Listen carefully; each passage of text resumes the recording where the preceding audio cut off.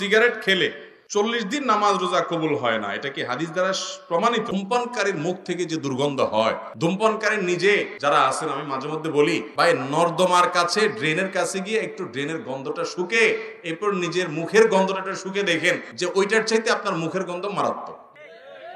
আমি একবার ঢাকার এক হাসপাতালে মসজিদের পাশে সালাত আদায় করতে দাঁড়াইছি, আমার পাশে একজন দাঁড়াইছে, তার শরীর থেকে যেই গন্ধ, আমি চিন্তা করলাম এই লোকটাকে কিছু একটা বলা দরকার, কিন্তু বললে মাইদ্যরও খাওয়ার ভয় আছে।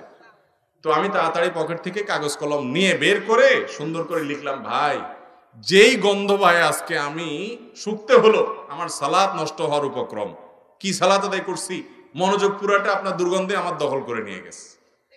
তো আল্লাহর রাস্তায় আল্লাহকে ভয় করেন, এটা আর করেন না। এটা লিখে কাগজটা আমি সাইডে রেখে, সে সালাতের মধ্যে আছে এই অবস্থায় আমি তার সামনে রেখে আইজো দৌড় কাইলো দৌড়,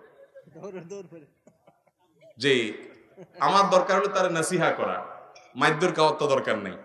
তো নাসিহার কাজ তো হয়ে গেছে, লিখে দিয়ে আসছে। ভাইরা আমার, যারা ধূমপান করেন তাদের মুখে এরকম বাজে অবস্থা।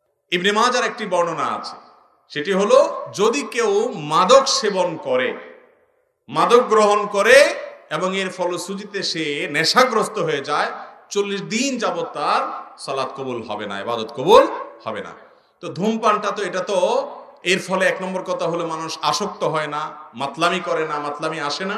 দ্বিতীয় কথা হলো যে ধূমপান এমনিতে নাজায়েজ এবং গুনাহের কথা, সেটা নিয়ে কোনো সন্দেহ নাই, কিন্তু এটা এরকম না যে এটাকে মাদকের মধ্যে ফেলা যায় এবং এর কারণে আসকারা হাদিসে আসছে, শুধুমাত্র শারিবাল খামার না, মানে শারিবাল খামার বা আসকারা, পদ পান করলো এবং নেশাগ্রস্ত হয়ে গেল, তার 40 দিন ইবাদত কবুল হবে না। অতএব ধূমপানকারীর জন্য এটা প্রযোজ্য না, কিন্তু এর মানে এই না যে ধূমপান করা জায়েজ কাজ বা গুনাহ হবে না, এটাও অবশ্যই না জায়েজ এবং গুনাহের কথা।